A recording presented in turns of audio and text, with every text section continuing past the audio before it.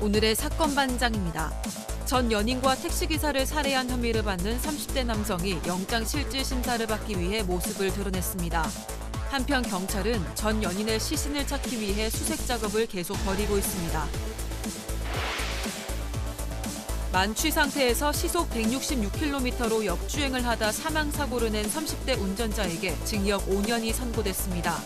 사고 당시 피해자 친척이 국민청원에 가해자 엄벌을 호소하는 글을 올리기도 했습니다. 과거 방송에서 백혈병 아이를 보살피는 아빠로 나온 남성이 5명에게 사기를 친 사실이 드러났습니다. 남성이 친 사기 금액만 4억 원에 이르는 것으로 알려졌습니다. 뾰로롱! 안녕하십니까. 자, 오늘도 드릴 말씀이 많아서 쓸데없는 얘기 건너뛰고 바로바로 시작합니다. 진실 추적자 사건 반장 시작합니다. 자, 대한민국 수도 서울을 알릴 신규 슬로건, 기존의 그 I 서울 U를 대체할 문구. 후보군이 이렇게 4개로 압축이 됐다는데요. 보시는 것처럼 서울 for you, 어메이징 서울, 서울 my soul, make it happen 서울, 이렇게 4가지가 있는데, 우리 가족 여러분들은 이 중에서 어떤 게 마음에 드시나요? 내년 1월까지 선호도 조사를 마치고 2월에 발표한다는데, I love 뉴욕처럼, 자, 팀장님, 영어 잘하시잖아요. 어떤 게 좋으세요? 저 개인적으로 생각은 Amazing Seoul. 어메이징 서울 2번. 그렇군요. 자, 알겠습니다. 아무튼 1월까지 선호도 조사 마치고 2월에 발표한다고 하는데, I love 뉴욕 같이 좀 제발 좀 이번에는 오래 좀 갔으면 좋겠습니다. 자, 오늘 출연자 소개해 올리죠. 예.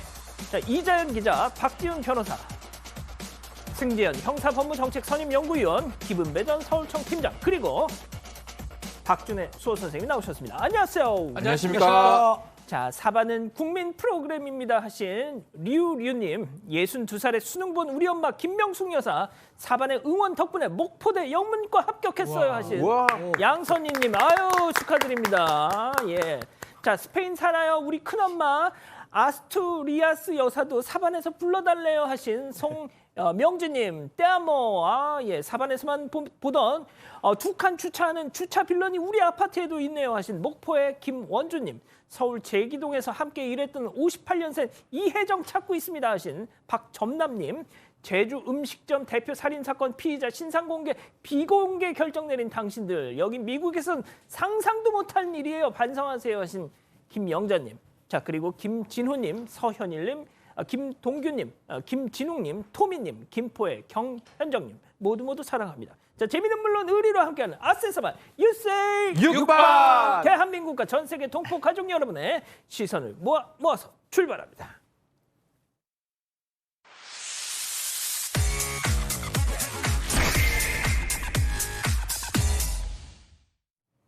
첫 번째 뉴스 달려보죠. 이선희 30억 때문에 침묵.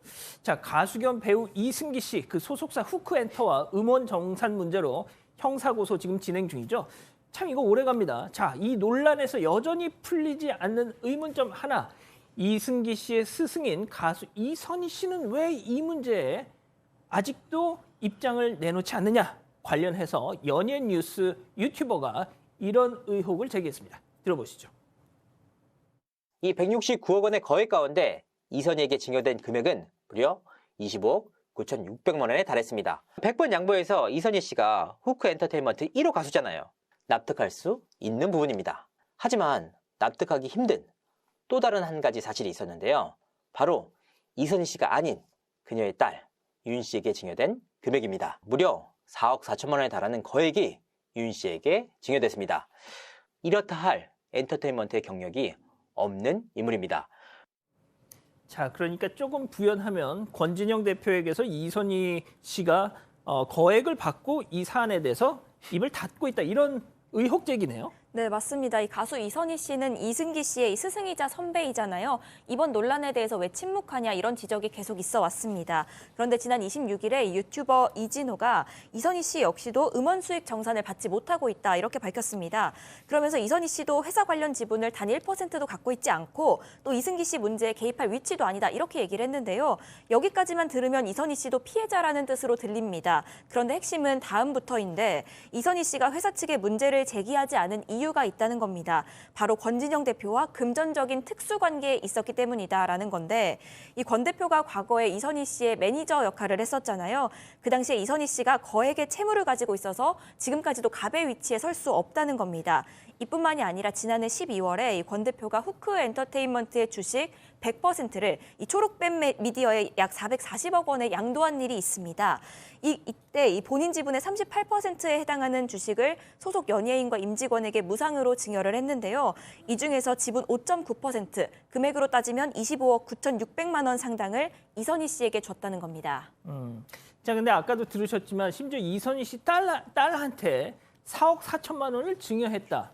권 대표가 말이죠. 자, 근데 이 얘기에 대해서는 후크 엔터도 맞다 인정을 했더라고요. 네. 자, 그런데 후크 측은 그게 뭐 어때서? Why not? 자, 일단 이게 사실은 4억 4천은 아무 관계 없는 사람한테 주는 거, 무상으로 준 거잖아요. 증여가 될 수 있고요. 이 증여가 이제 문제될 수 있는 게 예컨대 세금을 제대로 냈는지 증여세는 비쌉니다. 더더군다나 만약 회사 돈이면 횡령 배임이 문제될 수 있는데 일단은 지금 밝히기로는 개인적 재산으로 했기 때문에 법적으로는 문제가 없을 것이다라고 얘기를 하고 있습니다. 예. 그래서 그렇지만 그 금액 자체가 커요. 4억 4천이 되게 크고 일반 직원들한테 무상으로 줬던 돈이 합쳐봤자 4,400 정도밖에 안 된다고 하거든요. 아하. 그런 걸 봤을 때는 되게 큰 돈이 갔는데 그 간 이유가 뭘지 그 부분이 좀 문제가 될 것 같습니다. 알겠습니다. 계속 좀 지켜보죠. 두 번째 뉴스 이어갑니다. 수상한 중식당 기자회견한다. 자, 중국 공산당이 한국에서 운영하는 비밀 경찰서로 지목을 받은 서울의 한강변 강남권의 한 중식당, 이런 의혹을 받자 갑자기 폐업을 하겠다고 나섰던 바로 그 중식당. 자, 이 기자. 자, 그런데 그 중식당 이번 주에 기자회견을 예고했습니다. 네, 맞습니다. 앞서 이 중국이 해외에 체류하고 있는 반체제 인사를 단속하기 위해서 이 각국에서 비밀 경찰서를 운영하고 있는데 한국에서도 최소 한 곳이 운영 중이다. 이런 내용이 국제인권단체 보고서에 실렸습니다. 그래서 그 중식당이 이 거점일 수 있다는 보도가 계속 이어지고 있는데요. 오늘 그 비밀 경찰서 의혹이 제기된 중식당이 이달 말에 기자회견을 갖겠다고 예고를 했습니다. 중대 발표를 한다. 예, 이 해당 음식점은 부패 기업이 돈으로 한국 여론을 통제하고 있다 이렇게 주장을 했는데요. 그러면서 이 진심을 네? 은폐하는 추악한 세력을 폭로할 것이라고 공지했습니다. 이렇게 의혹이 거세지니까 해당 식당의 회장이 공식 입장을 조만간 직접 밝힐 것으로 보이는 상황입니다. 아까 전광판에 나와 있던 그 글에서도 보셨겠지만 우리가 경찰에 신변 보호를 요청했다. 글쎄요, 저 개인적으로는 아니 왜 그러 좀 과잉 반응 아닌가 그러니까 싶은데. 뭐 기본적으로 그 전광판에 있는 내용을 좀 살펴보면 종업원들과 회장이 지금 위협을, 그러니까 해당 의혹으로 위협을 받고 있다라고 하고 있는데요. 뭐 누가 위협을 했는지는 잘 모르겠지만 방금 우리 기자가 말씀 주셨다시피 주어 없는 이야기를 하고 있습니다. 부패 기업이 돈으로 여론을 통제하고 한국 국민을 희롱하고 있다. 한국 정치를 조종해 한중 우호 관계를 파괴하고 있다.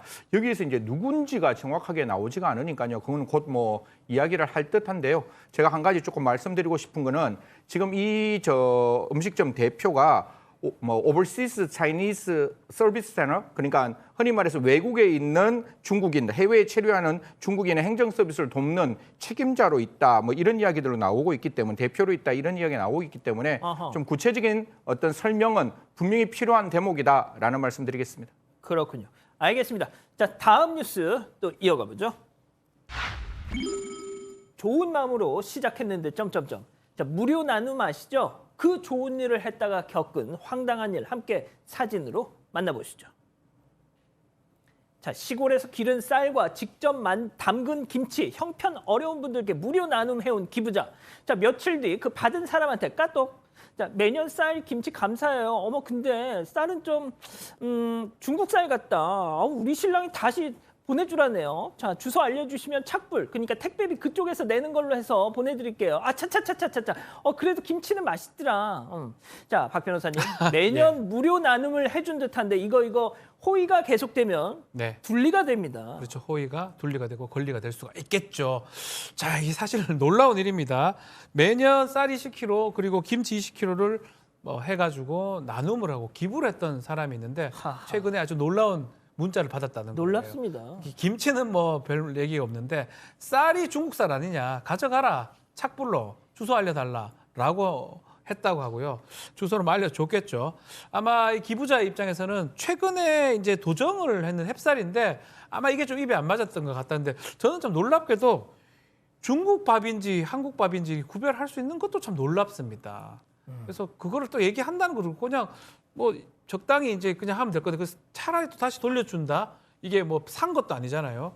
자, 그 부분이 사실 좀 당황스럽기도 하고 황당스럽기도 하네요. 그것도 착불로. 네, 착불로. 네. 아, 이러면 기부 못 합니다, 앞으로. 만약에 이상합니다. 내가 우리나라 신토부리 쌀인 줄 햅쌀인 줄 알고 딱 샀는데 알고 봤더니 중국 쌀이야. 이거 돌려보낼 수 있습니다. 그렇죠, 그건 가능하죠. 자, 그런데 매매한 이거는 거니까요. 무료 나눔. 그렇죠. 어. 기부 받은 거잖아요. 음. 증여 받은 거잖아요. 뭐 법적으로 뭐 못한다는 말은 아니지만 글쎄요, 입맛에 안 맞는 것 같은데 그걸 굳이 돌려주면서 착불로 주소 알려달라. 조금 그러니까요. 그러네요. 네. 자, 다음 사례는요. 최근 건 아닙니다만 못지않게 황당한 나눔 이른바 진상 보시죠. 자, 중고 거래 앱에 올라온 떡볶이 나눔글. 영업 첫날인데 많이 남았어요. 무료 나눔합니다. 선착순 7분까지 받을게요 했더니 떡볶이 얼마나 있어요? 우리 아이가 4명이라 1인분은 좀 적거든요. 너 혹시 떡볶이 맡겨놨니? 라고 묻고 싶습니다, 팀장님. 그렇습니다. 지금 저기 중고 거래 앱에서 떡볶이 집에서 떡볶이를 좀 많이 만들었던 것 같아요. 그러니까 무료 나눔하려고 그 7명 선착순을 받는다고 그래서 올려놨는데 다행히 이제 연락이 왔습니다. 왔는데 뭐라고 하냐면 그분이 우리 아이가 4명인데 1인분은 적지 않냐. 그러니까 다 4인분을 달라고 지금 온 거예요. 그런데 아마 그 채팅으로 왔을 때 여러 사람이 들어오니까 이 자영업자분이 그 답을 못 했던 것 같아요. 그랬더니 뭐라고 문자가 왔냐면은 너무하다. 다음부터는 그러지 마라. 라면서 면박을 줬다고 하는데 하하. 아니 고맙거나 감사한 마음을 표현해야 되는데도 불구하고 오히려 이런 배려심 없는 분 아까 뭐 호의가 뭐라 그랬습니까? 분리. 둘리. 이분 정말 얼굴이 너무 두껍습니다. 이러시면 안 돼요. 고맙다고 예. 하셔야죠. 네. 그러니까 호의가 계속되면 둘리가 되죠. 예. 예. 분리?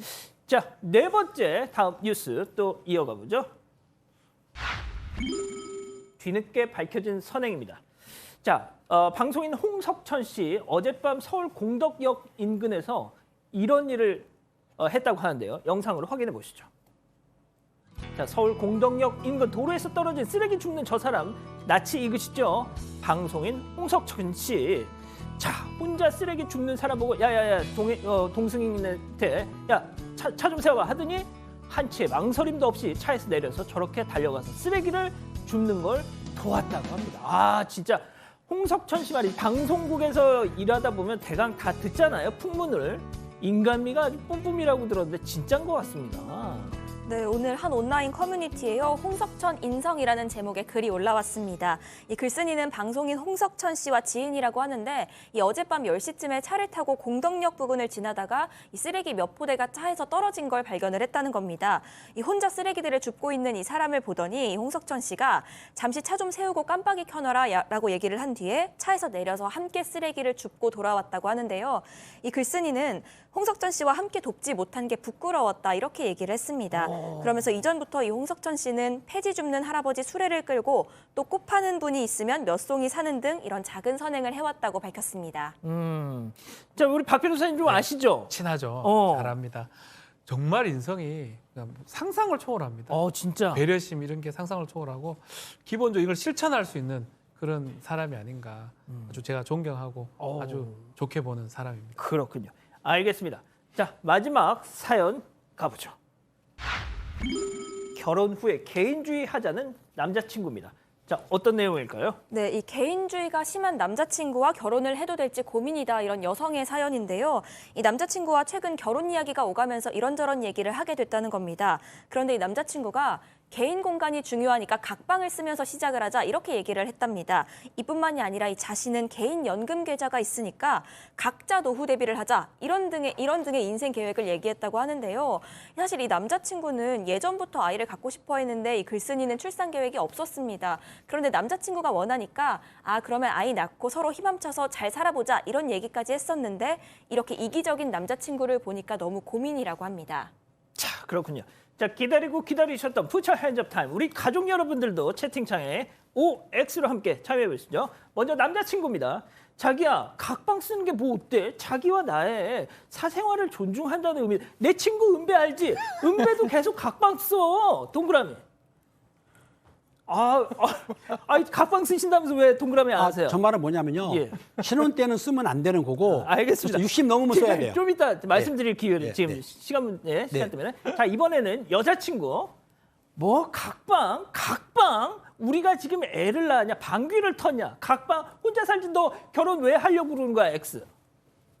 역시 이건 또 대동단결. X로 대동단결. 팀장님. 그렇습니다. 결혼을 합치는 거기 때문에 젊은 사람들 같이 살아야 되고 또 같이 합쳐서 돈도 노후도 준비해야 되는 건데 이 남성분이 너무나 이기적인 것 같아요. 제가 보기에는 각방을 쓰려고 한다면 최소한 59세 이상 넘으면 가능할지 모르지만 59세 이전에는 각방 쓰는 것 저는 원치를 않습니다. 그리고 돈은 같이 모아서 집도 사고 해야죠. 59세가 뭐 어때서? 안 되죠. 59세가 뭐 어떻다고 각방을 써야 돼요? 그러니까 60 넘어가면 또 사생활이 필요하더라고요. 진짜? 네네. 그럼 팀장님 지금 각방? 저는 사랑이 넘쳐가지고 같이 쓰고 있죠. 자, 우리 승희 의원님. 세상을 살아가는 거는 세 가지입니다. 일하고 자고 그다음에 휴식하고. 근데 일하고 자고의 그 시간이 어떻게 보면 3분의 2의 시간을 따로 한다? 저는 개인적으로 그럼 결혼 안 하면 어떨까요? 굳이 삶의 가장 소중한 시간인 휴식하고 쉬는 시간에 나와 가장 친한 그리고 내가 가장 같이 있고 싶은 그 사람과 함께 있는 게 그게 결혼 아닐까요? 그렇군요. 자, 우리 박 변호사님. 원칙과 예외거든요. 뭐 각방을 가끔씩은 쓸 수 있어요. 뭐 저도 코골이 같은 게 좀 있어가지고 그럴 때 좀 필요할 때는 뭐 각방을 할 수가 있는데 원칙적으로 같이 있을 때 예외적으로 각방을 해야 되지 원칙적으로 각방을 쓴다. 이거는 사실은 부부의 어떤 기본적인 것도 맞잖아요. 부부는 동거의 의무가 있고 그런 의무들을 지켜야 됩니다. 신뢰의 의무가 있기 때문에 이 기본적으로 잘못되는 사고 방식을 갖고 있는 것 같습니다. 그렇군요. 자, 이 기자 본인 생각도 좋고 우리 가족 여러분들의 의견. 네, 사실 결혼을 한다는 게 일상을 공유하고 또 인생도 같이 살아가고 싶어서 하는 건데 사실 이럴 거면 결혼을 왜 하시는 건가 하는 생각이 좀 드는데요. 가족 여러분들이 지영숙 님이 개인주의 그냥 혼자 살아라고 말씀하셨고요. 경님은 전 남편이 그랬어요. 각방 쓰고 결국 헤어졌어요. 고쳐서 못 써요. 이렇게도 말씀을 하셨습니다. 또 희나님은 어머니가 화가 나셨대요. 아내를 필요할 때만 쓴다는 거냐 하면서 화가 나셨다고 하고요. 지금 같이 보고 계시나 보죠? 네, 김유진님은 그냥 애 낳아줄 사람이 필요한 거네. 이렇게까지도 말씀을 하셨습니다. 그러니까요. 알겠습니다. 자, 서울 관악구 사시는 강연진 여사님 보고 계신가요? 지난 24일 크리스마스 이브에 따님 황보람님 집 현관문 앞에 샤브샤브 재료 놓고 가셨죠? 네? 그걸 제가 어떻게 알았냐고요? 따님이 제보를 해주셨으니까 알죠. 자, 코로나에 걸려서 격리 중인 딸의 이 몸보신을 위해서 멀리 딸 집까지 와서 이 현관문 앞에 샤브샤브 재료를 놓고 간 이 강 여사님, 따님이 말이죠. 사랑한다고 전해달랍니다. 나는 배우다. 나는 배우다. 사포닌 과학을 배우다. 특허 공법으로 더 높아진 RG3 함량. 건강을 배우다. 채우다. 더 루트 RG3. 잘 나왔어 정말. 무모하다는 얘기는 우리에게 가장 큰 찬사. 무모해서 도전은 아름답고 세상은 바뀐다. 리더는 크기가 아니라 핵이다. 메리츠와제.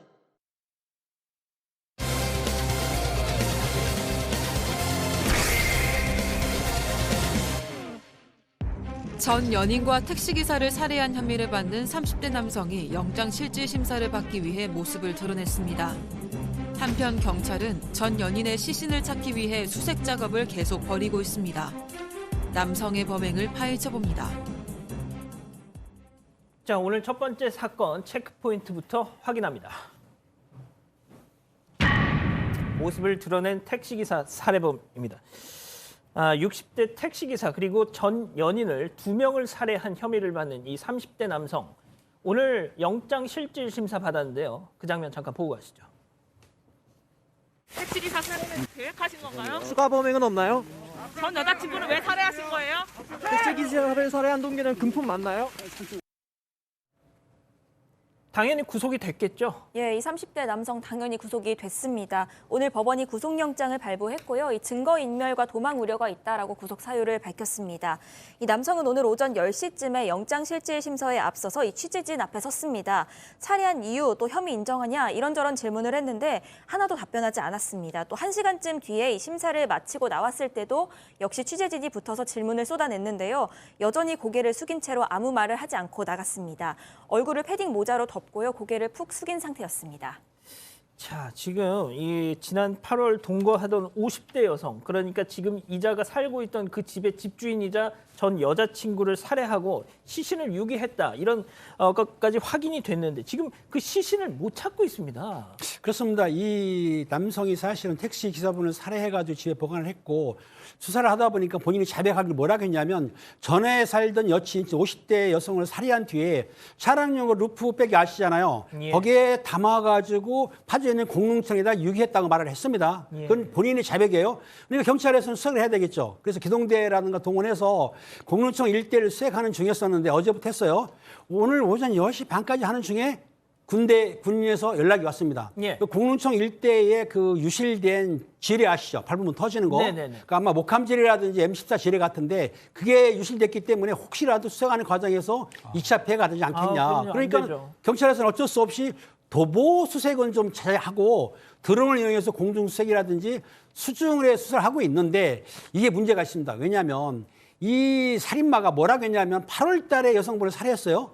8월 달에 유기했으니까 지금 5개월이 됐지 않습니까? 그러니까 당시에 뭐 장마도 비도 많이 왔기 때문에 그 시신이 유실될 수도 있고 예. 또 그리고 너무 오래됐으니까 아마 그게 땅 속이라도 아니 그 바다 속 강 속에 또 파묻힐 수도 있거든요. 그러니까 어찌됐든 간에 경찰에서는 수색하고 있지만 시간이 걸릴 건데 이 수색은 피의자의 진술이기 때문에 이게 사실 이 사람이 진실을 말 않고 다른 산속에 유기했을 경우 다른 곳에 버렸을 경우에는 효과가 없는데 아무튼 이 피해자의 말을 듣고 수색하지만 좀 더 시간이 네. 걸릴 것 같아요. 자, 도대체 왜 살해를 했느냐 그 동거녀를. 그렇죠. 예, 일단 그 피해 여성 그 주택의 소유주였고요. 거기 지금 몇 년째 만나다가 최근 4월부터 올해 4월부터는 동거를 했다라고 주장을 하고 주장입니다. 이 남성 이 피해자 얘기에 따르면 채무 문제로 좀 다투다가 우발적으로 살해했다라고 얘기를 하고 있고요. 둔기로 살해를 했는데 시신은 차량용 루프백에 담아서 버렸다고 하고 다만 살해 도구를 지금 경찰이 확보를 하지 못하고 있어요. 근데 좀 이상한 부분들이 꽤 많습니다. 일단은 뭐 이 본인 진술이니까요. 이 동거를 하면서 번번한 수입도 없는데 한 80에서 100 정도의 양주를 많이 사 먹는 등 사치 생활을 좀 했다고 합니다. 이런 부분들은 경찰이 좀 더 조사해야 될 부분으로 보입니다. 자, 이수정 경기대 교수가 오늘 한 라디오에서 나와서 이 이자에 대해서 뭐라고 했냐면 말이죠, 승현님. 네네. 남의 신분을 도용해서 남의 재산으로 삶을 영위했다. 이 상당히 사이코패스적인 성격이다. 그랬잖아요, 지금 이거 보면.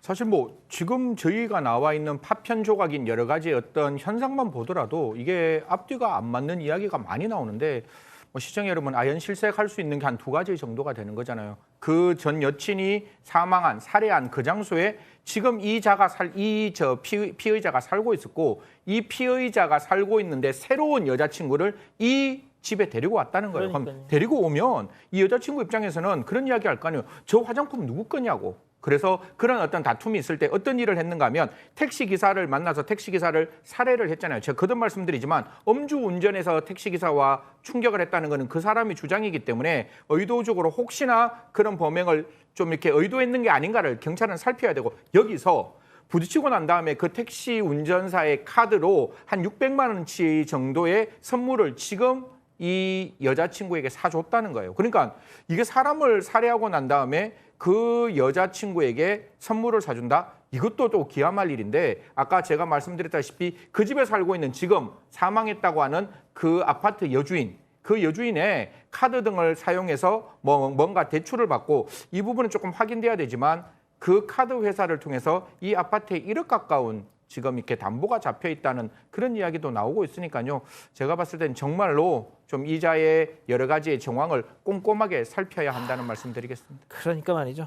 자, 그렇다면 진짜 이 살인마, 사이코패스 같은 전문가들의 이런 평가를 받고 있는 이 자가 그 지역 주민들한테 과연 어떤 평가를 받았었는지 그 주민들 얘기 잠깐 듣고 가시죠.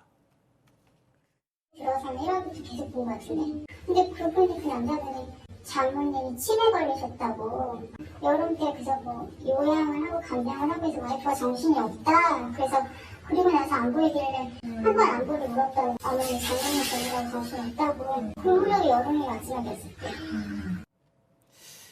자, 이 인터뷰 말고도 다른 걸 봤더니 그런 사람인 줄 정말 몰랐어요. 꿈에도 생각 못했어요. 막 몸서리를 치시더라고요. 네, 당연히 이 둘을 부부로 알고 있었고요. 심지어 남성에 대해서는 평범하고 심지어는 쾌활하게까지 한 성격이다 이렇게 얘기를 했습니다. JTBC 취재진이 주민들을 좀 얘기를 들어보니까요. 이 남성과 전 여자친구는 일단 전 여름까지는 계속 쭉 같이 있었습니다. 늘 같이 다니면서 고양이나 강아지를 데리고 다니는 모습이 보였고요. 같이 운동을 간다거나 캠핑을 가는 모습도 봤다고 합니다. 강아지 산책을 자주 나와서 자주 모습이 보였는데 이 여성을 직접 와이프, 부인이다 이렇게 지칭을 하고 여성이 연상입니다 이런 얘기까지 했다는 겁니다. 그런데 이 여성이 4-5달쯤 전부터 보이지 않았다는 이 주민들의 증언이 나오고 있는데요. 이 남성이 앞서 경찰에서 8월 초에 전 여자친구를 집안에서 살해했다고 진술을 했잖아요. 이것과 정황이 들어맞는 부분입니다. 또 남성은 주민들에게 좀 의심을 살까 걱정이 되었던지 장모님이 치매에 걸려서 이 아내가 간호를 하느라고 정신이 없다 이런 얘기를 했다고 합니다. 또 조선일보에 따르면요, 이 남성은 이웃 주민들에게 자신을 자전거 매장을 여러 개 운영하는 사장이라고 소개를 했습니다. 이 매장을 여러 개 운영을 하는데 본인은 출근을 하지 않고 점장을 두고 있어서 매장을 운영하는데 출근은 하지 않는 상황이다 이렇게 설명을 했다는 겁니다. 들으신 것처럼 개 산책을 하는 모습을 주변 동네 사람들한테 보여주고 고양이도 키우고 아시겠지만 연쇄살인범 강호순도 시베리안 허스키를 키웠습니다. 자, 팀장님. 현재까지 확인된 두 번째 피해자 택시기사분이죠. 네네. 그 택시기사분과 처음에 접촉 사고가 나서 음주 추돌 사고가 나서 그 장면이 CCTV에 지금 공개가 됐잖아요. 그렇습니다. 채널 A에서 CCTV를 공개했는데 당시에 보게 되면 그 흰색 SUV 차량이 오른쪽에서 골목에서 나오는 중에 직진하던 택시가 부딪혔어요. 그러니까 추돌한 건데 접촉사고가 났어요. 접촉사고 나니까는 그다음 피의자 그 사람도 내렸고 택시기사가 내려가지고 서로 이제 횡단보도에서 무슨 얘기 하다가 그 사고 난 택시 그 차량을 여리저리 살펴본 거예요. 한 15분 동안 정도 살펴봤다는 거예요. 본 다음에 두 사람이 각자 차를 타고 이동을 했습니다. 어디로 이동했냐면 한 6km 정도를 이동을 해가지고 그 피의자가 거주하는 그 집으로 이동을 했다고 해요. 그러니까는 사고 당시에 거기서 사고 실행한 게 아니고 일단은 피의자 집으로 이동을 했던 것이죠. 자, 과연 이 두 건이겠느냐를 지금 많은 분들이 가장 걱정하고 있습니다. 사이코패스적 기질이 있는 거 아니냐, 이 조사가 필요하다는 얘기를 하는데 그 이유는 또 다른 이유가 있습니다. 이 집에 이 피해자들 말고 또 다른 여성의 휴대전화가 발견이 됐고요. 경찰은 이 휴대전화에 여성의 행방을 지금 찾고 있는 상황입니다. 아이고. 더 있을 가능성도 충분히 있다고 봐야 될 거고요. 아주 짧은 시간에 아주 많은 어떤 살해 내지 강력 범죄를 좀 저질렀던 것으로 보이는데 일단은 경찰은 일단 드러난 거 앞으로 있을 만한 제3의 범죄까지 지금 추적을 하고 있는 상황입니다. 자, 승희 의원님. 네. 저는 이 자를 연쇄살인범이라고 부르고 싶습니다. 사실 뭐 연쇄살인범이라는 개념적 정의는 대한민국에 없습니다. 이게 외국 같은 경우에는 3가지 표지가 있어요. 이게 뭔가 하면 한 사람이 다른 장소에서 연속적으로 3명 이상 살해를 했을 때 연쇄살인범이라고 하는데 그거는 미국에 있는 FBI 같은 곳에서 이야기를 하는 것이고 연쇄살인범의 특징을 쿨링 피어리드라고 그래요. 그러니까 냉각기간이 있는 경우에 있어서 뭐 연쇄살인이라고 이야기를 하는데 대한민국은 그와 상황이 다른 것이고 지금 같은 경우에는 전 여친과 금전 관계 때문에 그 여성을 살해를 했다라고 지금 주장하고 그렇게 이야기를 하고 있는 거잖아요. 피의자가. 그럼 거기에 살인 하나 있었죠. 그리고 지금 택시 기사분을 데리고 집에까지 데리고 와서 지금 또 한 번 살인을 했다면 이 두 가지는 4개월 기간에 두 사람이 살해했다면 연쇄는 분명히 맞는 거죠. 그렇기 때문에 이 부분에서는 연쇄살인범이라고 이야기를 해도 대한민국상 개념 정의가 없기 때문에 저는 충분히 가능하다라는 말씀드림과 동시에 지금 뭐 변호사님도 말씀 주시고 앵커도 말씀을 주시지만 지금 휴대폰이 또 하나의 휴대폰도 존재했고 지금 현재의 여자친구를 그 택시기사가 그 있는 집에 불렀다는 거잖아요. 그럼 만약에 그 시체가 같은 장소에서 같이 있는 속에서 발견되었다면 이 남성이 어떠한 행동을 했을지 우리는 진짜 상상하기도 싫은 상황이 만들어질 수도 있는 거잖아요. 그렇기 때문에 이 사건 변호사님도 말씀 주시고 우리 팀장님도 말씀 주셨다시피 꼼꼼하게 이 사건 좀 들여다봐야 된다. 저는 연쇄살인범이라고 말하는 것 가능하다라는 말씀 드리겠습니다. 박 변호사님. 네. 제가 이런 질문을 하는 것부터가 정말 저는 블랙 코미디라고 생각합니다. 과연 이자의 신상 공개가 될 것이냐. 자, 현행법을 좀 따져보겠습니다. 특정 강력범죄 처벌하는 법률. 이거를 가지고 저희가 될까요라고 논의하는 것 자체가 그렇죠. 코미디 아닌가요? 사실은 진짜? 돼야 되고 이 건은 뭐 내일 이제 신상 심의회 열리긴 하는데 됩니다. 될 가능성이 무조건 됩니다. 매우 왜 높냐면 연쇄 살인의 가능성이 있고 다른 범죄가 있을 가능성이 매우 높습니다. 당연히 얼굴을 공개해야 되고요. 그러니까 이거는 사실은 우리가 지금 법을 따질 것도 아니고 사실 공개를 해야 되는데 우리 현행법을 따지더라도 사실은 예외 조건에 해당하지 않고 조건에 맞아떨어지기 때문에 막 공개될 가능성이 매우 높습니다. 자, 제주 식당 대표 살인 사건 어제 저희가 전해드렸잖아요. 신상 공개 안 됐습니다. 청부 살인이에요. 청부 살인. 청부 살인이 뭐 매일같이 대한민국에서 일어납니까? 정말 끔찍한 드문드문 일어나는 충격적인 사건입니다. 어제 공개 안 됐어요.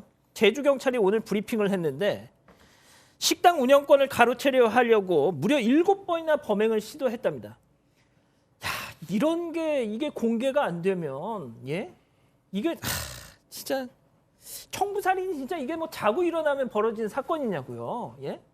지금이라도 제주 이 식당 대표 살인 사건 이 신상 공개는 공개 심의위를 다시 열어서라도요.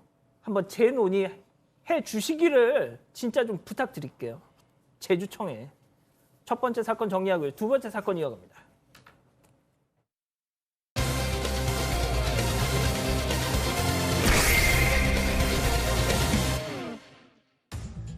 만취 상태에서 시속 166km로 역주행을 하다 사망사고로 낸 30대 운전자에게 징역 5년이 선고됐습니다. 사고 당시 피해자 친척이 국민청원에 가해자 엄벌을 호소하는 글을 올리기도 했습니다. 법원의 판단을 짚어봅니다. 자, 가족 여러분 이번 판결 또 집중 좀 해주세요. 사건 개요부터 좀 짚고 가죠. 네, 일단 지난해 12월 15일 새벽 1시 45분쯤이었는데요. 이 경남 거제시의 양정터널에서 역주행하던 음주 차량이 이 마주오던 승용차 2대를 잇따라 들이받았습니다. 이 앞차에는 딸이, 뒷차에는 엄마가 각각 운전을 하고 있었는데 이 사고로 20대 딸은 목숨을 잃었고 이 어머니 역시도 전치 2주의 상해를 입었습니다. 당시에 사고로 숨진 이 여성은요, 타 지역에서 일을 하고 있었습니다. 그런데 이 코로나 상황이 터지면서 고향인 거제로 내려와서 부모님 가게 운영을 돕고 있었던 상황이었습니다. 이날도 이 세 가족이 같이 일을 했고요. 아버지는 먼저 집으로 귀가를 했고 모녀가 남아서 마감을 한 뒤에 각자 차를 타고 귀가하던 중에 이런 사고를 당한 겁니다. 2.5km를 음주도 문제인데 그걸 역주행까지 했습니다. 터널에서. 이게 음주 상황을 제가 시청자 여러분께 말씀드리고 싶은데 0.190 그러면 0.2에 가깝잖아요. 그러니까 완전 만취 상태라고 보시면 됩니다. 그러니까 직립보행 자체도 힘들 만큼의 상황에서 운전을 했는 거예요. 그리고 양정터널이 제가 알기로는 70km거든요. 그 속도 제한이. 그걸 166km로 달렸다고 한다면 제가 봤을 때 역주행이면 분명히 그거를 인지했으면 더더욱 조심했어야 되는데 166이라는 건 상상할 수 없는 그 터널 안의 속도였고 그래서 피해자가 전혀 진짜 어떠한 과실도 없는 피해자가 사망을 하게 된 20대 그 꽃다운 그 여성은 무슨 잘못이 있겠습니까? 그런 상황인데 사실 지금 나오지만 저기서 진입하는 어떤 방향에서의 어떤 그 위치 파악이 잘 안 됐다라고 하는데 이거는 그 앞에 있는 뭐 제대로 된 위치 파악을 하라 이런 민원이 있었다는 건 논외로 치더라도 음주 때문에 저거를 들어가는 사선을 못 봤다라고 저는 그렇게밖에 생각할 수가 없는 거예요. 그렇기 때문에 좀 저런 부분에 대해서 여러 가지 어떤 유도 장치도 함과 동시에 이 사건은 저거보다 훨씬 더 큰 것은 음주운전이다. 그것도 완전 만취한 음주운전이라는 말씀드리겠습니다. 자, 이겁니다. 어머니가 딸이 앞에 가고 어머니가 뒤차로 따라가다가 방금 영상 보신 것처럼 딸이 눈앞에서 음주 역주행 차량 팡 해서 사망하는 걸 어머니가 보셨어요. 내 자식이 저렇게 되는 걸 뒤따라가면서 봤습니다. 어머니 지금까지 어떻게 사셨겠어요? 얘기 직접 한번 들어보시죠. 제가 솔직히 우리 딸한테 제가 빌고 빌었어요. 어떻게 하든 우리 딸 이 억울한 죽음 어떻게든 엄마가 해결해서 그러니까 그 최대한 최고의 형량을 받을 수 있게 엄마가 해보겠다고. 그런데 어저께 진짜 어처구니없는 그런 판결을 받고 상대방 피해자가 죽음까지 당했는데 어떻게 형량이 5년밖에 안 되는지 어떻게 했길래 이런 형량을 받고 그리고 그 벌금도 30만 원 무슨 껌값도 아니고 정말 어처구니없는 그런 걸. 자, 저희 조금 방송 진행에 조금 오류가 있었습니다. 저희가 준비한 싱크가 아니었네요. 나중에 나와야 될 게 먼저 나왔는데, 자, 원래 저희가 준비했던 싱크 다시 한번 듣고 가죠. 그러니까 집에 가려면 항상 그 터널을 지나야 되는데 그 터널을 지금 지나치지 못해요. 지금까지 집 올 때도 뺑 둘려서 오고 그 현장에 들어가면 그때 사고 당했던 그 당시에 생각이랑 모습이랑 장면이랑 소리랑 다 들리는데 며칠 전에 크리스마스 때도 이때가 이제 딸이랑 같이 보낸 크리스마스가 생각이 나서 크리스마스 때도 그래도 하염없이 눈물도 흐르고 누가 무슨 딸 이야기만 해도 눈물이 흐르는데 어떻게 그거를 잊혀지고 그렇게 하겠습니까? 팀장님 좀 어떠셨어요? 너무나 안타깝습니다. 그 당시에 사고 당사자예요. 진단 이주를 입었는데 그 어머니 눈앞에서 딸이 그만 사망했지 않습니까? 그걸 직접 어머니가 목격한 거예요. 그러니까 그 목격한 순간에 그 가슴 아픈 것도 그렇지만 그 후로 삶이 그걸 망가졌다는 겁니다. 당시에 그 가해자 같은 경우에는 음주도 했지만은 과속도 했고 또 그리고 그 역주행했지 않습니까? 3종 세트를 한 거예요. 그 사고 났기 때문에 그거를 어머니는 얼마나 슬펐겠습니까? 그날 이후로는 이제 가게도 정리했다고 합니다. 가게를 못 하겠죠. 얼마나 슬펐기 때문에. 당연하죠. 예, 그리고 운전대를 못 잡는다는 거예요. 당연하죠. 그렇죠. 터널이 아까 70km라고 했는데 터널을 지나가기도 무섭다. 그러니까 상당히 지금 어려운 상황인데 아마 이 엄마 같은 경우에는 정상적인 삶도 어렵다고 하기 때문에 이 사고 후유증이 너무나 큰 거죠. 절대로 음주운전을 해서는 안 되는 겁니다. 자, 1심 선고가 있었습니다. 과연 그 결과가 어떻게 나왔는지 체크포인트 짚어보죠. 자, 재판부에 빌고 빌었는데 징역 5년입니다. 저도 개인적으로 박 변호사님 네.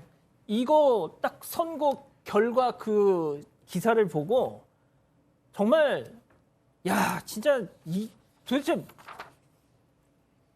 설명 좀 해주세요. 좀 말이 안 나와요. 살인에 준한다고 봐야 되지 않겠습니까? 엄청난 음주를 한 다음에 역주행을 해서 엄청난 속도로 사망케 했는데 재판부는 시속 96km 초과해서 역주행했다. 그래서 음주운전했고 사망이 일었기 때문에 죄책이 무겁다 하면서 징역 5년에 벌금 30만 원을 선고를 했습니다.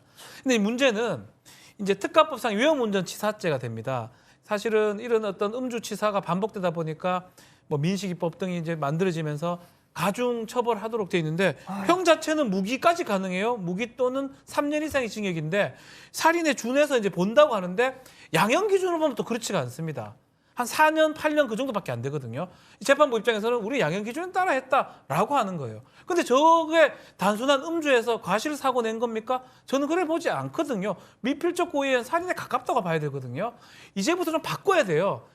음주를 하는 거는 음주하면서 운전하는 거는 살인의 가능성을 충분히 인식하고 살인해도 괜찮다. 누가 죽어도 상관없다. 이런 마음으로 간다고 생각을 하고 또 입법은 그렇게 되는 건데 지금 재판은 옛날 양형 기준대로 그냥 5년 해놓고 엄중하게 물었다라고 하는 거거든요. 사실 그 부분은 조금 이해가 안 되고 앞으로 좀 개선이 필요한 부분이라는 생각이 듭니다. 자, 지금 이 재판부 판결문 내용처럼 유족한테 용서를 못 받았어요. 과거에 또 음주운전 처벌 전력도 있습니다. 야, 이런데도 이걸 이렇게 했다고요? 자, 일단 저희가 앞서 먼저 죄송하다는 말씀 드리겠는데 먼저 나중에 나와야 할 그 유족의 입장이 먼저 나갔습니다. 그래서 다 들으셨기에 제가 그냥 이번엔 제 육성으로 그냥 전해드릴게요. 이 피해자 어머님의 말씀. 어떻게 형량이 5년밖에 안 되는지 어떻게 했길래 이런 형량을 받고 벌금도 30만 원. 이건 껌값도 아니고 내가 우리 딸한테 빌고 빌었다. 어떻게든 우리 딸의 이 억울한 죽음 어떻게든 이 엄마가 해결해 볼게. 최고의 형량을 그 가해자가 받을 수 있게끔 엄마가 정말 노력해 볼게 빌고 빌었는데 형량 5년. 자, 그런데 더 충격적인 거 가족 여러분. 1심 판결 직후에 말이죠. 이 징역 5년 이후에 이 가해자 피고인 오늘 항소했습니다. 네, 이 사망 5년 사고를 많다고. 낸 가해자가요. 항소장을 제출한 사실이 알려졌는데 1심 판결 직후에 곧바로 항소를 한 겁니다. 이 때문에 유족들은 더욱 분노하고 있습니다. 이 피해자 어머니는 앞서 싱크로도 들으셨지만요. 파렴치한 죄를 짓고도 형이 너무 과하다면서 항소하는 모습에서 하늘이 무너지는 듯했다면서 이 반성문을 11번이나 제출했던 건 벌을 달게 받겠다는 거 아니었냐. 항소는 형이 너무 가볍다면서 오히려 우리가 해야 할 일이다. 이렇게 전하셨습니다. 승현님, 제가 뭐 괜히 막 이렇게 이제 선동을 하는 거 아니에요. 이 사법부 막 이렇게 비판하면서 선동을 하려는 게 아니라 이건 정말 최소한 상식은 맞아야 됩니다. 제가 뭐 여러 번 이야기를 하지만 양형위원회 오늘 시청자 여러분 딱 들어가셔서 양형위원회가 만들어진 이유를 딱 읽어보시면 국민의 법 감정에 맞는 객관적이고 정당한 양형을 구현하기 위해서 이렇게 나와 있습니다. 국민의 법 감정에 맞는 거는 국회가 만들어 놓은 그 입법이겠죠. 우리 변호사님 말씀 주신 바와 같이 위험 운전치사상 무기 또는 3년 이상의 징역 윤창호법으로 만들었는 겁니다. 지금 이 사람 물론 사람을 비난해서는 안 되겠지만 술을 먹는 것도 0.2에 가까운 술을 먹었다는 건 진짜 작정하고 먹어야 되는 거거든요. 그래서 그것도 터널 안에 들어갔을 때 뭔가 조심해야 되는데 그 터널을 166km로 달렸단 말이에요. 여러분 200km 가까운 속도로 달리면 사실 그 앞에 있는 그 거리는 점으로밖에 보이지 않습니다. 그런 상황에서 어떠한 잘못도 없는 피해자 가족의 한 명이 사망하고 한 명이 다친 이 사건에서 과연 징역 5년이라고 한다면 저는 판사님에게 이건 판사를 비난하는 게 아니라 판결에 대한 비판으로 정말 엄중하게 저는 묻고 싶습니다. 사람의 생명이 5년밖에 되지 않느냐고. 이 부분에 대해서 항소심 지금 뭐 어차피 지금 피해자 그러니까 가해자가 피의자가 항소했다는데요. 검찰은 부대 항소하시고 분명히 이 부분에 대해서 통영지청 더 엄중하게 항소심에서 그 공소 유지했으면 좋겠다는 말씀드리겠습니다. 이 숨진 딸은 말이죠. 코로나 터지고 나서 서울에서 직장 생활 정리하고 고향으로 내려와서 부모님의 가게 일을 돕던 누구보다 착한 딸이었다. 이렇게 말씀하십니다. 20대였습니다. 20대. 근데 5년이에요. 두 번째 사건 정리하고요. 세 번째 사건 이어갑니다.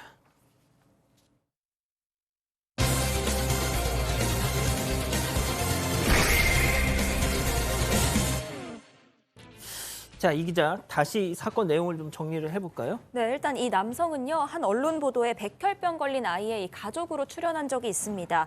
당시에 이 아이를 위해서 굉장히 헌신적인 모습을 보여서 천사 아빠다 이런 얘기까지 들었었고요. 그러던 중에 최근에 제보 하나가 들어왔는데 최근에 5명의 사람들에게 사기를 벌이다가 이 실형을 선고받았다 이런 내용이었습니다. 총 피해액만 4억 원 가까이 된다고 합니다. 도대체 어떤 사기를 어떻게? 자, 일단 이 사기 치는 사람은 본인이 케이블 회사 대표라는 어떤 얘기를 하면서 명함을 갖고 다니는 걸로 보입니다. 또 그리고 또 이 사기꾼들이 하는 방법이 있죠. 포장을 잘 해요. SNS에 뭐 자신의 차라고 하면서 외제차 아주 비싼 고가의 외제차 같은 거 올려두고 근데 당연히 자기 차가 아니죠. 딴 사람 차고 지금 나오듯이 명품 시계 같은 거 차면서 여성들에 접근해서 나 이렇게 부자인데 결혼을 전제해서 우리 만나자라고 하면서 나 지금 사업이 조금 문제가 있는데 사업을 좀 확장하거나 나라를 위해서 지금 사업하기 때문에 당장의 돈만 좀 융통을 해주면 곧 갚아줄 수 있다라고 거짓말을 하고 차 팔면 되잖아요. 그러니까요. 그러니까 저기 시계 팔면 되는 건데 저 시계 비싸 뭐 저는 모르겠지만 어쨌든 그렇게 거짓말을 해서 바로 갚겠다 속여서 돈을 받고 나중에 편취한 것입니다. 자, 그런데 가장 큰 정말 저도 여기까지만 듣고 그냥 아이고 쯧쯧쯧 했는데 정말 너무 큰 피해를 본 피해자가 있습니다. 네, 일단 이 피해자 같은 경우에는 여성인데요. 이 사기꾼이 유부남일 당시에 만났습니다. 모르고 만났다가 결혼 전제로 교제를 하게 됐는데 심지어 만나는 동안에 임신 중절 수술도 한 번을 받고 또 유산도 겪고 이런저런 힘든 일들을 굉장히 많이 겪었습니다. 하지만 고민 끝에 이 피해 사실을 밝히는 데 동의를 하셨고요. 이 피해자가 주장하는 금액은 일단 8천만 원 정도입니다. 결혼을 전제로 만났기 때문에 3천만 원 가량의 혼수까지 마련을 했다는 겁니다. 나중에 사기꾼이라는 사실을 알고 돌려달라고 했는데 돌려주겠다고 말만 하고 감감무소식이었습니다. 그래서 동동거리던 차에 어쩌다 알게 됐는데 이 사기꾼 부모님 집에 그 혼수 물건들이 다 들어가 있었던 겁니다. 이 사실을 알게 된 건요. 어떻게 알게 됐냐면 그 부모님들이 카카오톡 프로필 사진을 이 집안 거실에서 찍은 걸로 해놨는데 거기에 자신이 혼수로 마련했던 가구며 가전이며 이런 것들이 들어가 있었던 겁니다. 야, 그 또 뭐 피해자가 여럿이라고 말씀드렸잖아요. 한 또 여성, 피해 여성. 이자 때문에 전과가 생길 위기다. 예, 뭐 피해자 C씨라고 제가 지칭하도록 하겠습니다. C씨 아까 저 그래프에도 나왔지만 한 3,200만 원 정도 그 금전적 손해가 났는 것뿐만 아니라 자동차를 운전하고 갔대요. 그런데 앞에서 흔히 말해서 이제 음주 단속이 있었고 그 음주 단속 때문에 혹시 문제가 생길 수 있다. 이 남성이 어떻게 이야기했는가 하면 내가 최근 정부에서 하는 사업 중 하나를 따냈는데 여기서 음주 무면으로 걸려들게 되면 그 사업 못하게 된다. 그러면서 이런 가문이슬을 쓰는 거예요. 나 너랑 결혼할 사이잖아. 제발 운전했다고 좀 해달라라고 이야기를 합니다. 사실 저렇게 되면 범인 도피죄가 성립될 수밖에 없는 거거든요. 왜냐하면 운전했는 사람이 아닌 다른 사람이 내가 운전했다라고 이야기를 하는 거기 때문에 음주운전, 무면허 운전했는 사람을 도피시켰다 이렇게 볼 수 있기 때문에 사실 이 사건이 재판 진행 중인데요. 이거보다 더 조금 충격적인 일은 이렇게 사기꾼인 걸 알고 이 여성이 항의하러 갔는데 그때 이 사기꾼과 또 사귀던 다른 교제하는 여성과 싸움이 나서 쌍방폭행으로 다시 이 사건도 입건되었다라고 이야기합니다. 자, 팀장님. 이 사기꾼이 진짜 악질이라고 느껴졌던 부분이 또 있죠? 그렇습니다. 정말 악질입니다. 뭐냐면 이 남성이 피해 여성들과의 성관계 영상을 촬영을 했습니다. 사실 황당한 얘기인데 촬영한 이유가 제가 보기엔 목적이 뭐냐면 나중에 혹시 사기라든지 돈 문제로 고소할 경우에 이 동영상을 가지고 협박하려는 생각이 있었던 것 같아요. 그러니까 촬영을 했겠죠. 또 이 사건에 대해서도 재판이 진행 중인데 정말 이 남자 정말 이거 제가 볼 때는 사람으로서 하지 못할 짓을 한 거죠. 자, 임신 중절 그리고 또 유산까지 했다던 피해자 B 씨 같은 경우에 혼수를 이미 장만을 해가지고 그 집에 보냈다는 거잖아요. 그런데 그 프로필 사진을 봤더니 그 혼수 미리 보낸 그 혼수를 배경으로 이 사기꾼의 부모가 이렇게 짠 뭐 포즈를 취한. 아니 그럼 그 부모가 자기 아들이 이러고 사는 거 알았던 거 아니에요? 더 심각한 거는 부모가 알았음에도 불구하고 방조 내지 묵인을 했는 게 아닌가라는 주장이 있습니다. 실제로 주장에 따르면 이 당신네 아들이 지금 사기를 치고 다닌다라고 얘기를 하니까 어떻게 얘기를 했냐면 우리 아들이 강간을 했느냐, 성폭행을 했느냐라고 하면서 오히려 화를 냈다라고 합니다. 근데 만약에 이제 1억 9천 정도 피해 본 사람이 가장 많이 피해 본 피해자인데 이 얘기를 부모한테 했다고 합니다. 만약 그때 만약에 이 부모가 예컨대 단속을 하거나 했으면 더 이상 피해는 없었을 건데라고 아쉬움을 표하기도 했습니다. 참, 네가 좋아서 만나놓고 이제 와서 이런 식인 거예요 지금. 예? 자, 그러면 결국 재판에 넘겨졌습니다. 재판장에 있었던 일들도 살펴볼 텐데요. 세 번째 사건 체크포인트 짚어보죠. 애가 백혈병이라 이게 무슨 소리인가요? 재판정에서 이 피고인이 뭐라고 업소를 했냐면은 아이가 백혈병이기 때문에 치료받는데 많은 돈이 들어간다. 그래서 사기를 칠 수밖에 없다. 자기가 돈을 벌어야 되니까. 아니 백혈병이 같은 경우에는 자기가 벌어서 해야지 그 치료를 받는데 남의 돈을 사기쳐서 합니까? 그러니까 이 말도 안 되는 업소를 했는데요. 참 판사님이 제가 볼 때는 그 업소 받으면서 참 헛기침이 나왔을 것 같아요. 이 말도 안 되는 변명입니다. 이게. 자, 재판장에서 이거를 듣고 있던 피해자 중 한 명은 손을 이렇게 번쩍 들었다고 합니다. 그 상황 잠깐 듣고 가시죠. 이렇게 말했어요.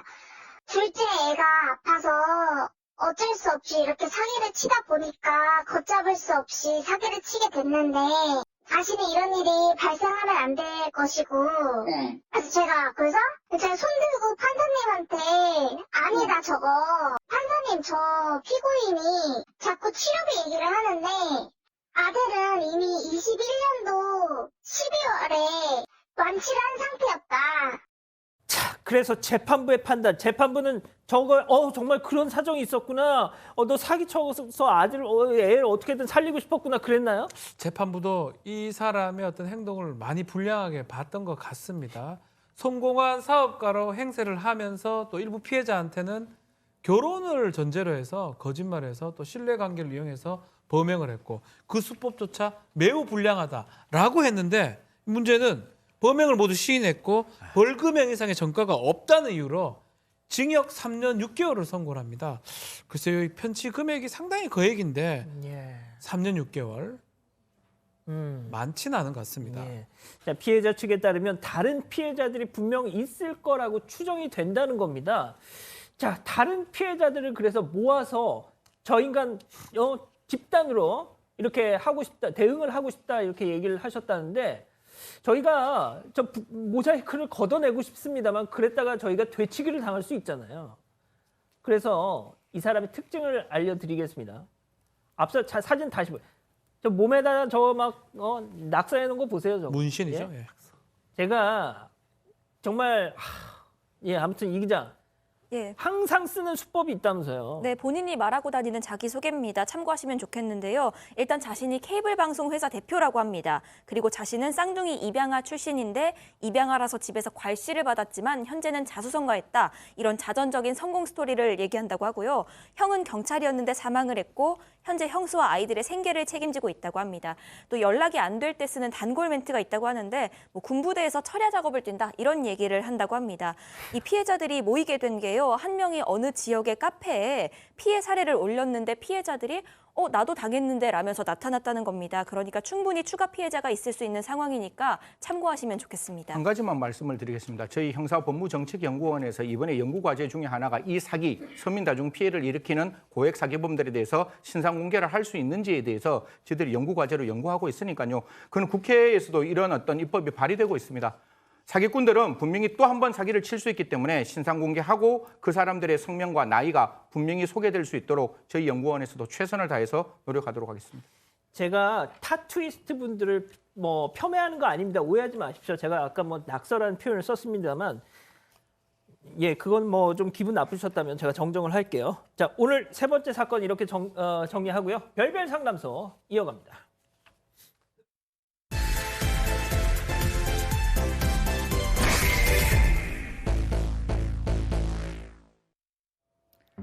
이제 막 7개월이 된 딸아이를 키우며 맞벌이를 하는 임씨 부부.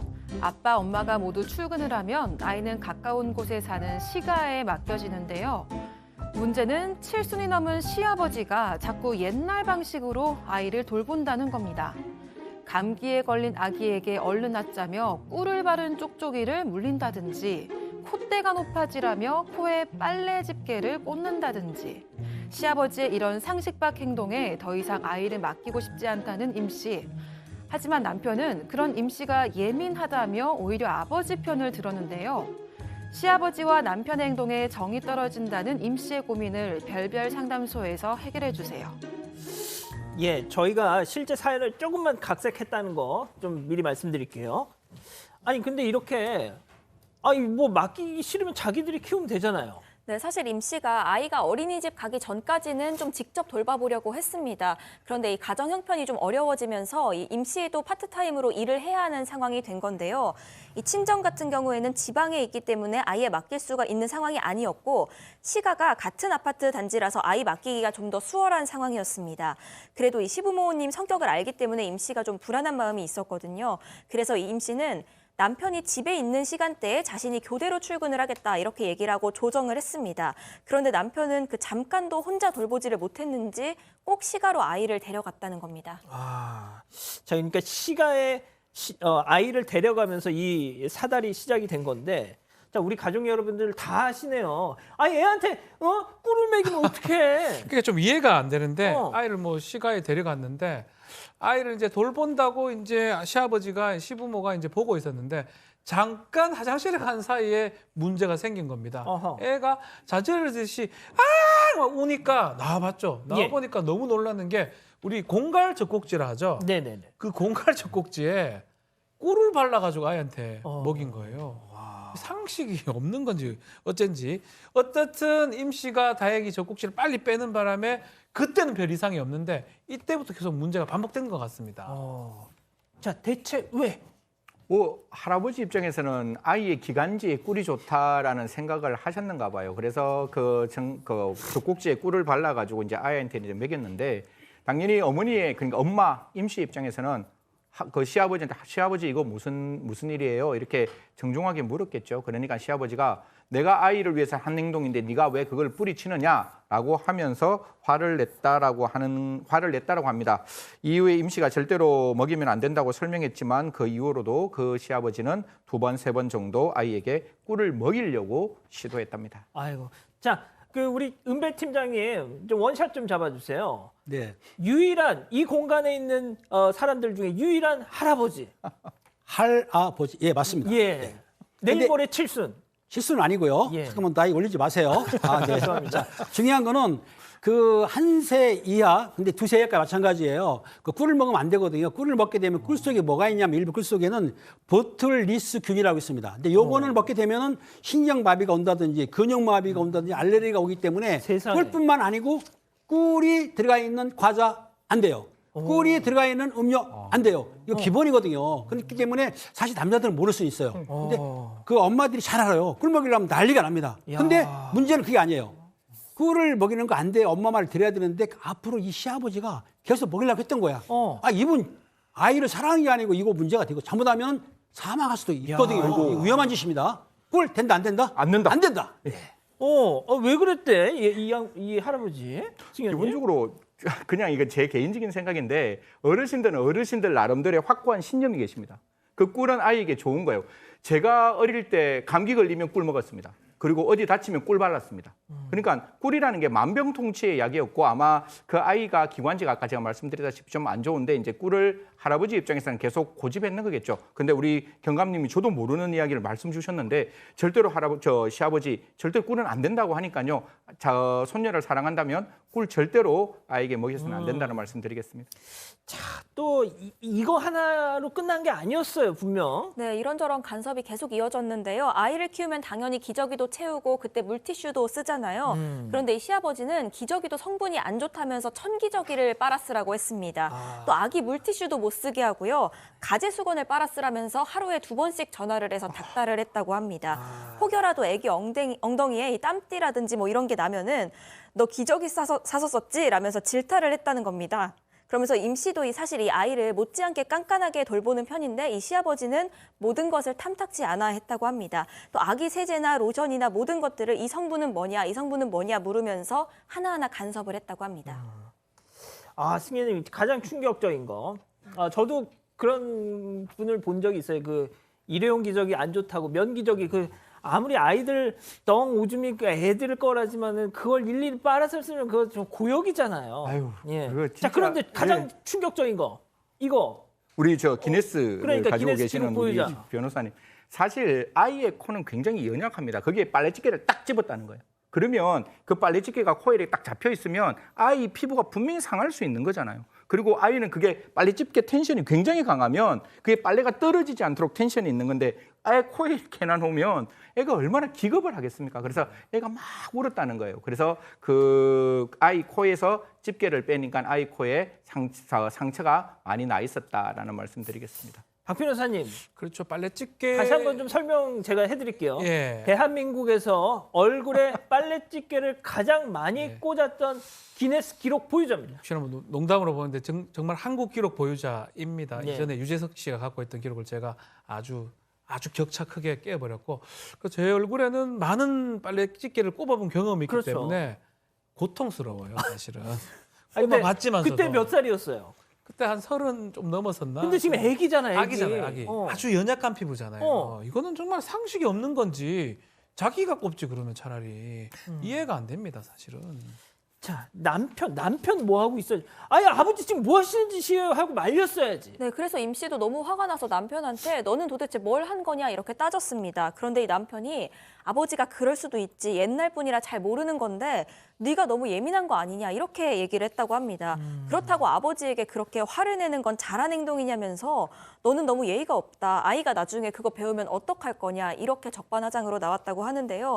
사실 이 남편은 시아버지가 굉장히 늦은 나이에 좀 낳아서 엄하게 키우셨습니다. 그런 아들이기 때문에 좀 아무 말 못하고 눌려있는 면이 있고요. 시아버지도 가부장적인 성향이 좀 강해서 더 남편이 찍소리도 못하는 그런 상황이라고 합니다. 자, 지금 준비됐죠? 보여주시죠, 바로. 덮어주세요. 저랬다니까요, 우리 박 변호사님이. 하지만 저건 30대 중반의 피부인 거고. 아기 피부, 아기 콧날을 안 돼요, 갖다가 안 세상에. 돼요.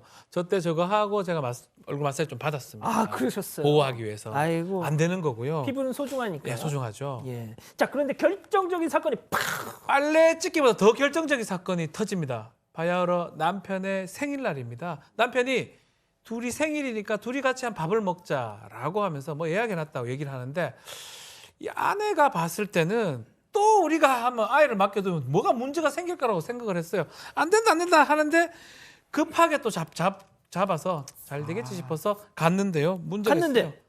아이가 울다가 지쳐 잠든 게 뭐였는데 네. 지금 조금 나왔는데 무슨 일인가 보니까 아이의 다리에 수건으로 묶어놓은 거예요. 저렇게. 왜 묶어놨냐고 물어보니까 아하 아가야 오다리 될까 봐 내가 묶어놨지롱 이라고 얘기를 했다고 합니다. 이때부터는 약간 공포영화로. 자, 그러면 말이죠. 이쯤에서 별별 상담소 오늘의 궁금증 짚어보죠. 이 시아버지의 선 넘는 손녀 사랑, 다리까지 아까 보셨다시피 묶었는데, 박 변호사님. 예, 학대 같다고 생각이 들거든요. 예. 아동복지법상 아동학대는 아동의 자라나는데 어떤 해를 가할 수 있는 정신적, 육체적 가해 행위 다 포함됩니다. 지금 본인은 맞다고 볼 수 있지만 특히 마지막에 수건으로 다리 묶어둔 행위. 이런 건 사실 상당히 위험할 수 있어요. 그러니까요. 다칠 수도 있고요. 본인은 어떻게 생각할 수는 있지만 글쎄요. 이게 학대 행위가 돼서 처벌의 가능성도 있다고 저는 생각을 좀 해야 될 것 같아요. 자, 팀장님부터 지금 시간이 얼마 남지 않았으니까 짧게 좀 한마디씩 부탁드립니다. 육아는 엄마한테 맡기고 시아버지는 그냥 조언 정도만 하시는 것이지 아까 그 다리 묶었다 그랬지 않습니까? 이거 체포입니다. 안 되거든요. 우리 그렇게 하면 안 되는 거고 학대가 맞습니다. 절대로 자기 주장들 하지 마시고 며느리한테 맡겨두십시오. 알겠습니다. 자, 승 의원님도. 남편이 제대로 해야죠. 남편이 자기 아이를 꼭 시댁에 데리고 간다. 그게 잘못됐다고 봅니다. 당신이 직접 맡으세요. 당신 아들이니까. 그리고 똑같은 의견 밝혀드립니다. 시아버지 그 행동은 정말 해서는 안 되는 행동이고 그 남편에게도 같이 이야기합니다. 그걸 알고 내버려뒀다면 방조될 수도 있고 거기에 대해서 공동가공의 의사가 있으면 공동정범 될 수 있으니까요. 절대로 하는 건 막아야 된다라는 말씀드리겠습니다. 자, 이 기자 우리 가족 여러분들의 반응. 네, 일단 키키님이 이 와중에 가만히 계시는 시어머니가 이해가 된다. 저런 남편이랑 평생 살았으면 나 같아도 손 주고 나발이고 노래교실 간다라고 말씀하셨고요. 실제 상황님이 애 맡아 기르기 싫어서 고단수로 회피하는 거 아닌가요? 라고도 말씀하셨습니다. 차라리 그랬으면 좋겠습니다. 알겠습니다. 자, 별별 상담소 이 정도로 정리하고요. 글로벌 픽 이어갑니다.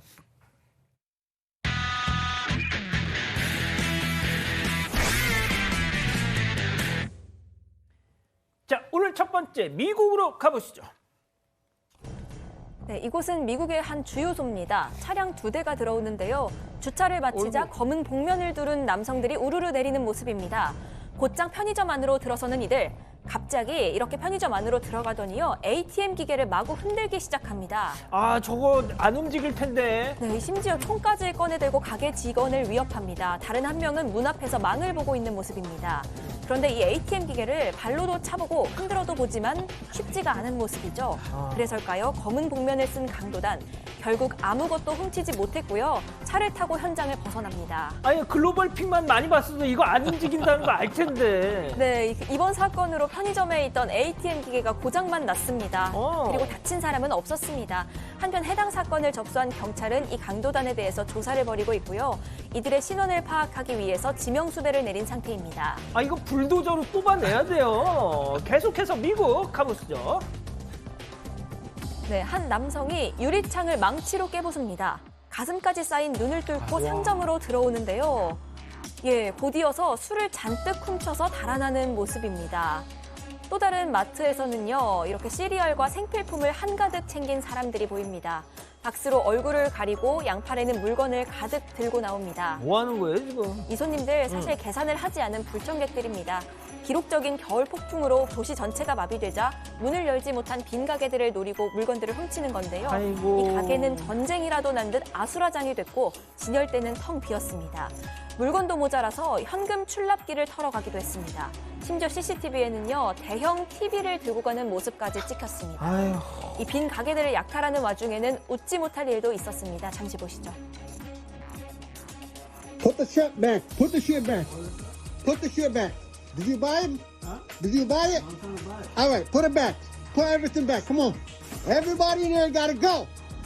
Everybody gotta go. Put the stuff down and leave. Come on. I'll give you the money. Put the stuff down. No. 네, 현재 미국 전역이 폭설과 겨울 폭풍으로 버펄로에서만 최소 28명이 목숨을 잃은 상태인데요.